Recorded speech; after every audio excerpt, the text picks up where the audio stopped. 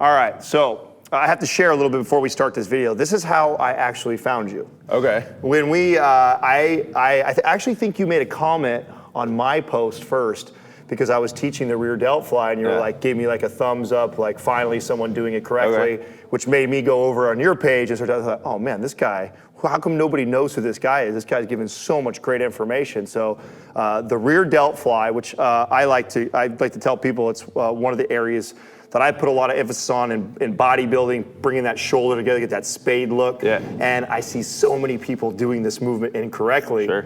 And I saw you do this, and you got to share this with everybody because I think it's one that very few people understand the mechanics of it. So I mean, yeah, mechanics not only just from an aesthetic standpoint, but the role of the rear delt as an external rotator. We talked sort of before about balancing shoulder position, right? We have so many muscles that'll pull us here. We really only have most people only address stabilizing muscles in external rotation, the rotator cuff, right? Your infraspinatus, your teres minor. But if we're really trying to have balanced shoulders, not even just aesthetically, but functionally, rear delt plays a huge role.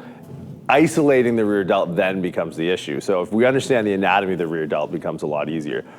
Common mistakes I'll see, and a lot of it's a misnomer from the get-go. The rear delt fly, people think rear delt fly, oh, I do pec flies.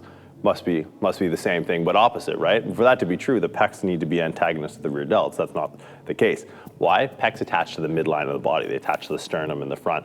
Rear delts don't attach to the spine in the back. They attach to the spine of the scapula. So in other words, this is like you see guys, you see this machine, and this is why I'm not a fan of this machine, is you see the pec deck where we sit on there, and then you see guys turn around and just do the same thing. Exactly. And we're getting all them rhomboids and traps and everything else involved. So deltoid tuberosity, that's where all your delts are going to tie in, your anterior medial and your posterior fibers. But from here, it projects to the spine of the scapula, not the actual spine. So any movement of the shoulder blade now becomes a moot point. What we want to see is not a movement of the shoulder in the conventional sense, but a movement of the humerus on the scapula.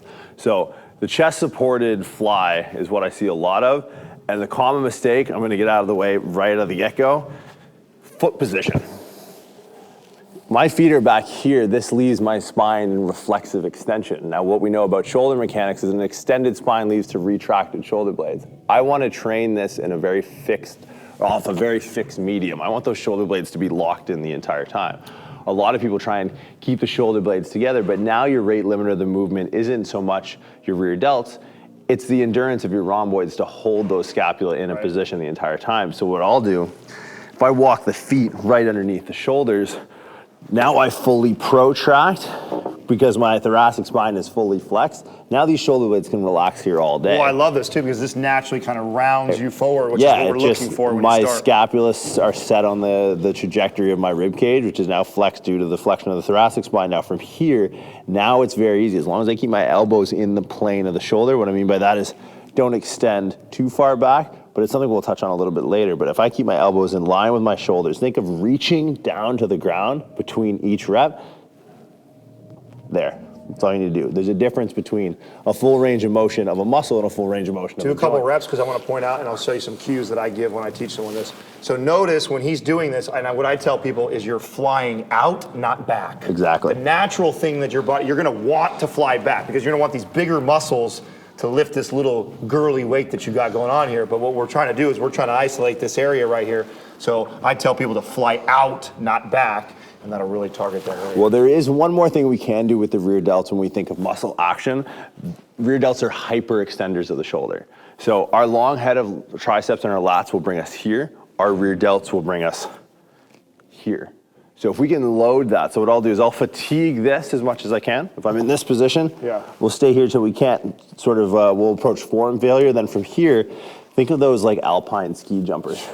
Yes. Here. Ooh, love now this movement, again, we're trying to keep the shoulder blades kind of dormant, but think of moving the humerus past the plane of the body. So we're gonna isolate kind of that long head of triceps, keeping the elbows extended, but that end range of motion is coming from that rear delt, hyperextending the shoulder past the plane of the body. This is also why guys a lot of times feel when they do their tricep kickbacks, they feel rear delts, exactly, yeah. Awesome, excellent moves right there for the rear delts. Listen, if you guys like these videos, make sure you subscribe. Every single day we drop a new video on here. Also, at the end of this video, there's a direct link to go right to our 30 days of free coaching. Check it out, it's free.